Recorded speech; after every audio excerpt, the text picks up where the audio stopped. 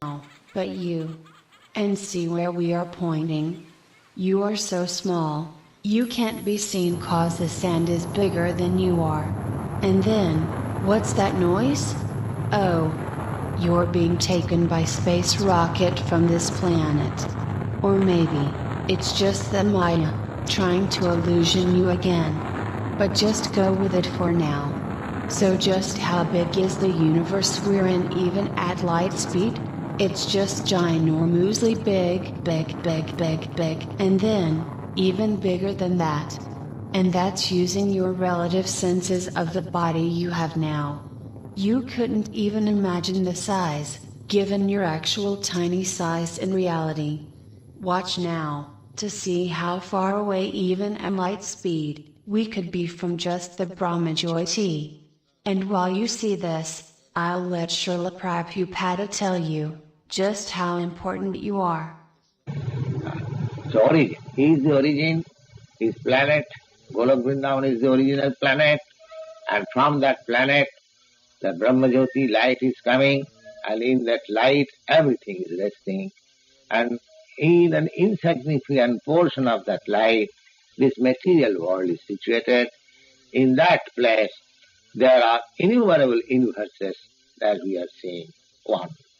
And in one of these universes, there are millions and billions of planets, of which this earth is only an insignificant fragment.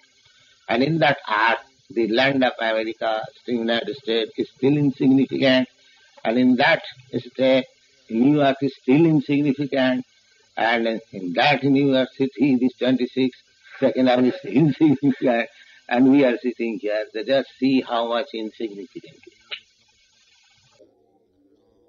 Namanteva, you just become submissive.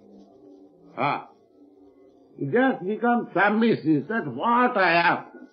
I'm an insignificant creature in this universe. This world, this earth is an insignificant point in the universe. And within this earth, the America is a small spot. And within America, this New York City is another small spot. And in this New York City, I am there. So what is my importance? So we should understand that we are very insignificant in comparison to the creation of the whole cosmic situation and world. So we should be very submissive. We should understand our position. Artificially, we should not be puffed up. The frog philosophy. Why you are thinking that relatively you are very big? That is your foolishness. You are nothing, insignificant. Therefore you are surprised when Krishna appeared as Brahmamurti to take the whole earth on his nose. We say it is mythology. You do not know how great Krishna can become.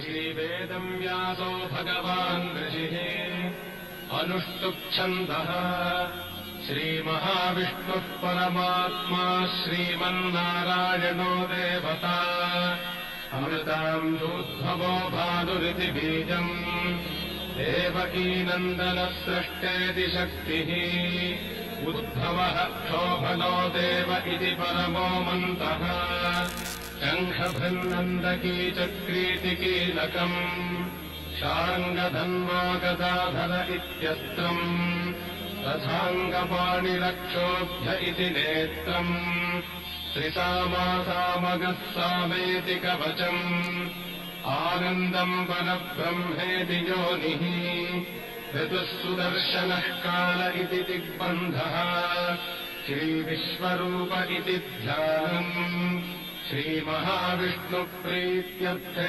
सहस्रनामपारायणे विनियोगः ध्यानम् क्षीरोदन्वत्प्रदेशे शुचिमणिविलसत्सैकते मौक्तिकानाम् मालाक्लृप्तासनस्थस्फटिकमणिनिभैर्मौक्तिकैर्मण्डिताङ्गः शुभ्रैरभ्रैरदभ्रैरुपरि विरचितैर्मुक्तपीयूषवर्षैः आनन्दीनः पुनीयादरिनलिनगदा शङ्खपाणिर्मुकुन्दः भूः पादौ यस्य नाभिर्विगतसुरनिनश्चन्द्रसूर्यौ च नेत्रे. I suppose you know what the next question is, but I do have to ask. Please give your answer loudly. Just how insignificant do you feel now?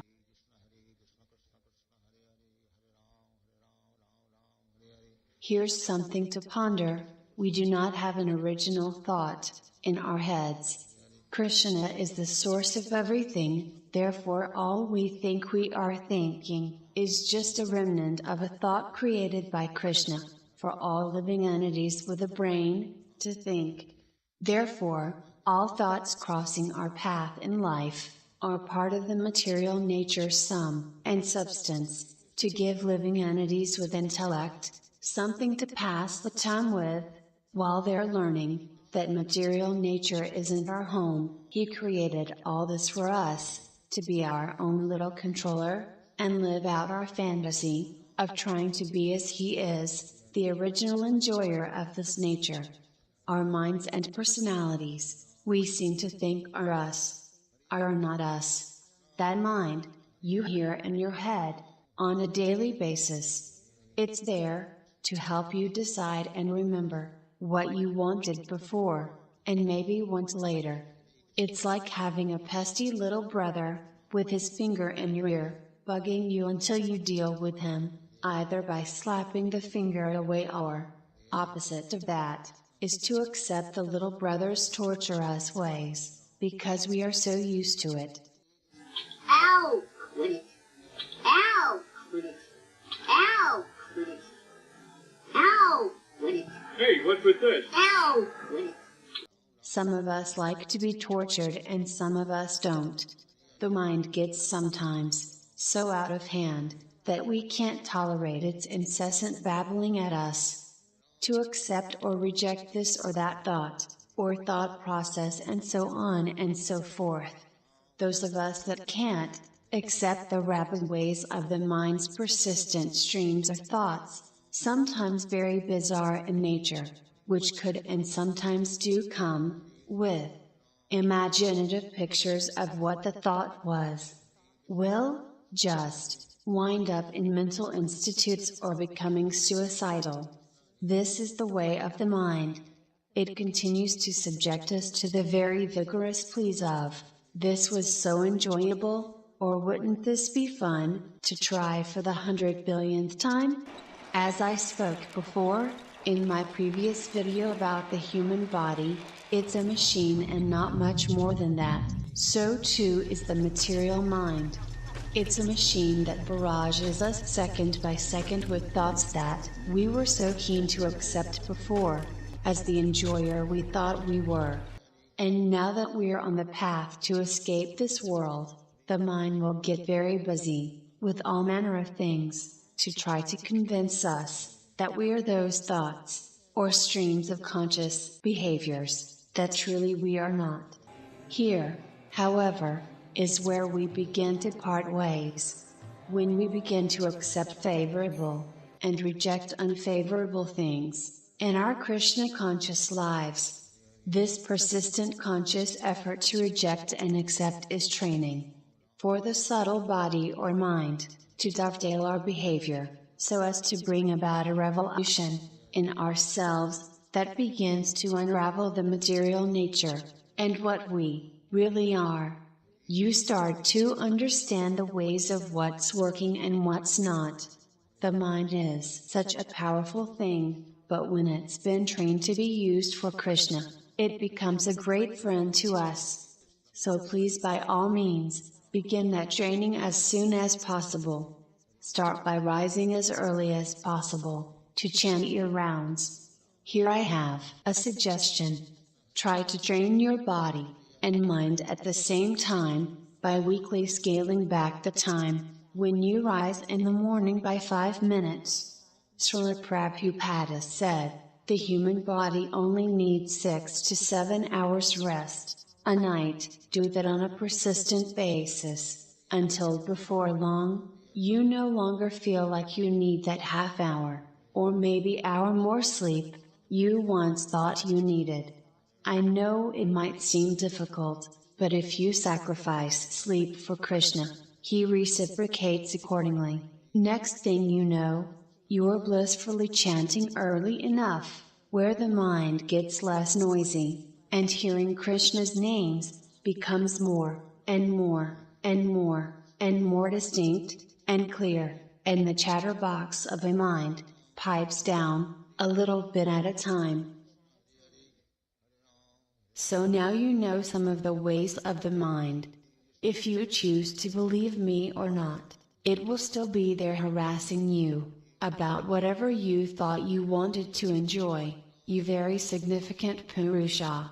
Or easier said, you puffed up spark of energy who feels like it wants to be the enjoyer of all it can, because it's there, and it's such a tasty this, or that bit of matter.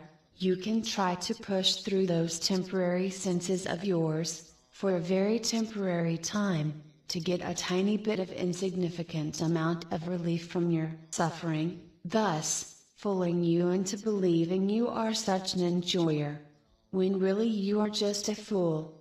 So here we are, getting ready to wrap this all up into a nice little package for you to push through those senses here, but, I hope, by pushing this bit of reality through those temporary limited senses, you will begin to get a tiny bit of knowledge that can save you from a lot of trouble in your endeavors to escape this morass of Maya's Devi Dhamma. Do you want to know how you can tell if you're really making advancement? How much more are you in awe of Krishna's greatness, and your own insignificance in that regard? Until you've gotten to the point of feeling how really tiny you are, your approach to the holy name is incomplete. You have to be really feeling tiny and insignificant in order to begin to really understand what you are in relation to Krishna's holy name. The more helpless you feel, and insignificant you feel, the better.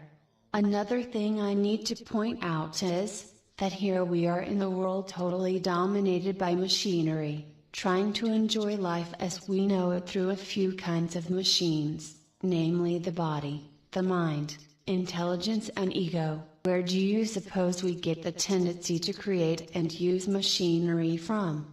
None other than our original Supreme Controller Purusha, and Supreme Mechanic, the Supreme Personality of Mechanic Krishna. Another point I have here is, don't be wasting time. It's obviously not yours to waste, because it belongs to your spiritual master, for initiates, and to Krishna to all else who have yet to aspire to be initiated. Not even a second should be spent without doing something in Krishna consciousness, whether it be reading, chanting, hearing, remembering, serving the lotus feet of the devotees, or somehow keeping the mind fixed on what you are, where it is you've come from, how tiny you are, and how can you increase our movement, by whatever means you can think of. Krishna will surely help you, if you really are finished with trying to enjoy a mechanistic world full of nothing but machine-like beings, who are pushed around by their senses, because they think it's all there is. It's a huge wasteland of been there, done that, even though we can't remember it, we have done it all and already been there. So then no need to hanker for, oh I'd like to visit Paris, or London one day, or this thing would be good to have, just to entangle me more in the morass that is the realm of Devidama. She is poisonous to the soul because we want it. So in that stupidity of chewing the throw up of all other living beings, stop wasting time grasping for a tiny morsel of insignificant temporary false enjoyment, and step up a few billion notches to where the real action is. Krishna. Hare Krishna. He created everything,